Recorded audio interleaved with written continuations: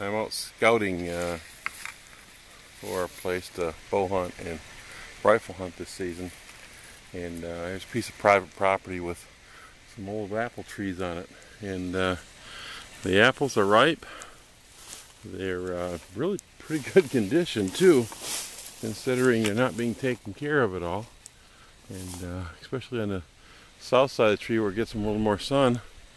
These apples not real spotty considering, and they taste like gala, kind of a tough skin, sweet, mild. There's another tree right over there with some larger apples on it, and I set up a trail camera to see what's been around here. There's already some sign of some buck rubs. This tree looks a little different than that one. The apple's a little lighter. I don't know if they're seedlings. They're falling though.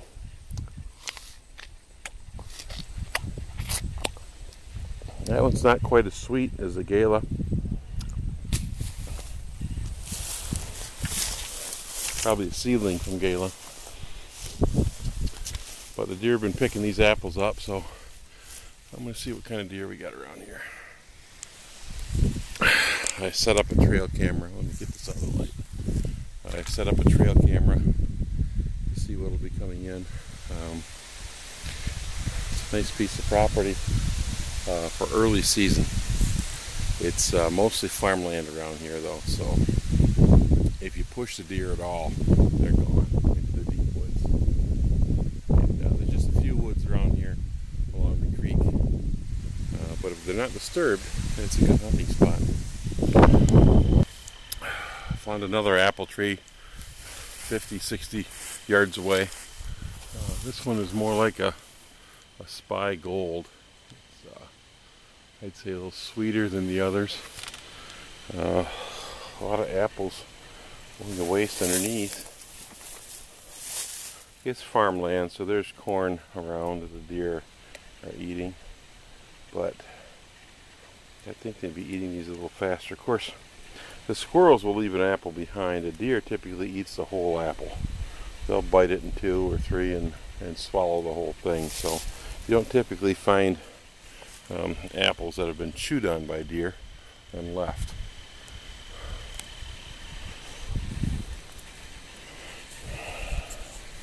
Yeah, I got through these pine trees. I came out into an open brush field. Up until last year, they were actually pasturing some cows on here. I was just going to say, there's some tall grass over there, and this is where the young deer will be bedding.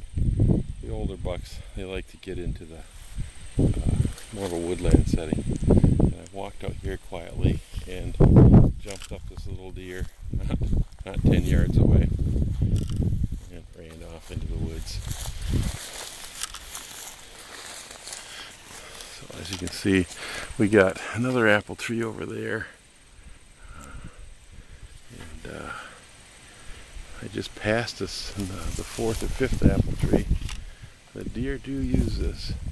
If they stop putting cows on it, this is going to fill in the brush real quick, and it will hold deer, 10 years. You won't be able to see through here hardly.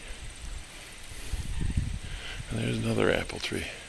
And another one. These apples will all be fallen by rifle season, but the deer like the leaves. As long as the leaf has some yellow on it or a little green, they'll eat it. So good for bow hunting up here. If you can find a tree big enough to put a bow in. I'm down in the creek bottom. Green and grassy down here in the creek bottom, and good habitat for deer traveling from farm to farm. I'm going to walk it, and I already found one rub down here, so it goes this way and that way over my shoulder. I'm going to be heading north, follow it around to the front of the farm.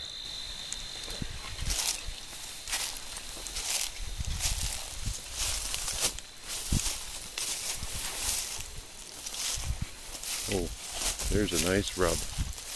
Now this is October 10th, so I was hoping that the bucks would be rubbing by now. This is a good 2-inch tree, so that's at least a 2-year-old right there. Do something to measure it by. There's my thumb, which is a good inch wide, so that's a 2-inch. That's a 2.5-year-old buck. Oh, there's another rub right up there. A little smaller tree. So he's been walking right down this creek, making his mark.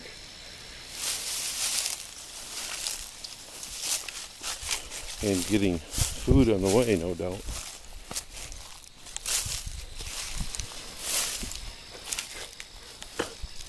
There's the next rub.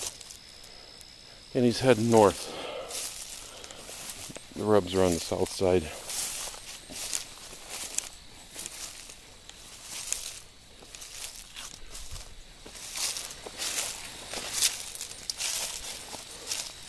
Oh, there's another one. He tackled a 3-inch tree this time.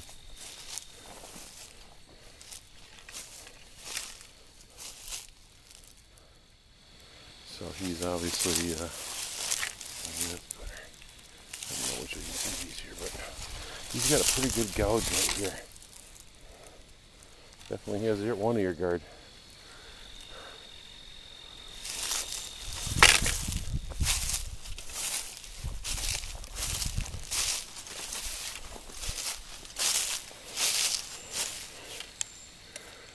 He's probably not too far away from me right now, watching me walk through.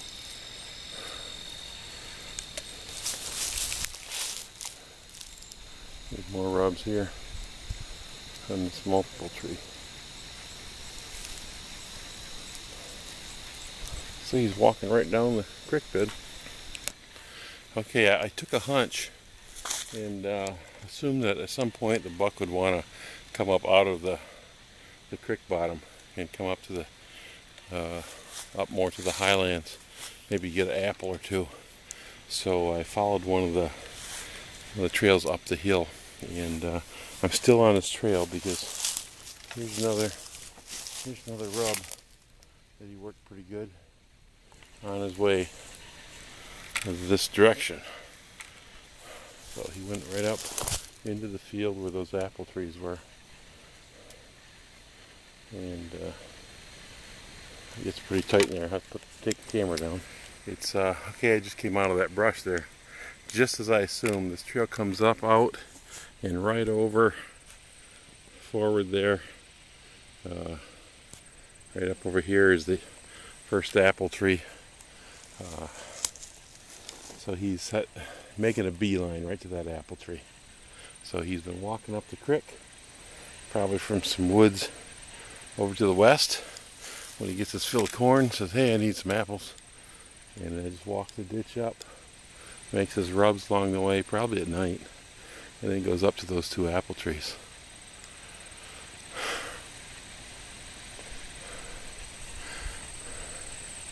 This is sort of an overgrown field here.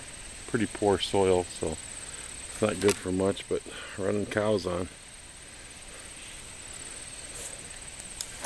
It does grow some apple trees though. And here just south of that golden delicious tree in the woods is a roosting tree, an ash I believe, and the turkeys have been dusting themselves and scrounging around in here. This isn't deer, there's nothing for them to eat in this. The turkeys will scratch around for stuff to eat and to dust themselves. There's a turkey feather. See? I was right. That's called reading sign.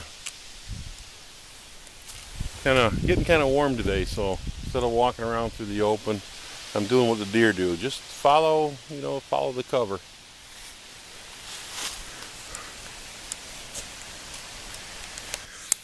I remember one year my brothers and I were out on state land deer hunting, bow hunting, and we were just hunting the mast crops, the acorns. If there's enough mast in the woods, that's where the deer are going to be. I remember hunting there once, and these 3 or 4 guys come in with a pickup load full of carrots to put out on a bait pile. We're going, how you doing guys? It's like, all we're seeing is fawns. Yeah, we're seeing bucks every time I go out under the oak trees, and they're baiting, putting a lot of work into it too. You want to hunt where the deer are, and the deer are, this is a browse line. All these trees are stunted. They're all spiny. See, when this little tree was small, it was nipped off. It was nipped off again here. The next year it was nipped off here. The next year here, then here. This tree is 7 years old, and it's not even waist high to me. Deer have been wandering through this next to the edge of the woods and browsing. We call this a browse line. The deer just sort of wander through. And if you see a browse line in the woods, where the sun can get to the earth a little bit and little trees can start growing, you'll see often in deer country, you'll see a browse line that's been, well, it's browsed by deer. Great place to set up for a bow stand. You don't need to bring bait out, and the deer never expect you're there because nobody ever hunts browse lines.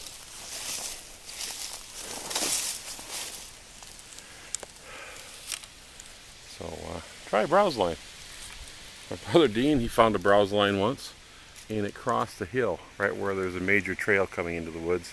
All the hunters, or duck hunters, were walking up and down the trail, and he said, well, it's a browse line. Duck hunters will go in before daylight, won't come out till after daylight, so right when the deer are coming around, it's as good as any. So he put his blind up, and after the duck hunters walked in, and they looked at him like, what, are you crazy? Sitting here on the top of a hill, there's nothing around, you don't have a bait pile? Yeah, it's like 45 minutes later, young buck walked through, twang, dead. Browse lines. You don't have oaks, browse lines. No, it's not a bait pile. It's another apple tree. These little earlier apple, they're almost all gone. Another week, the deer will have them cleaned up. Deer love... Oh, there's a phone call.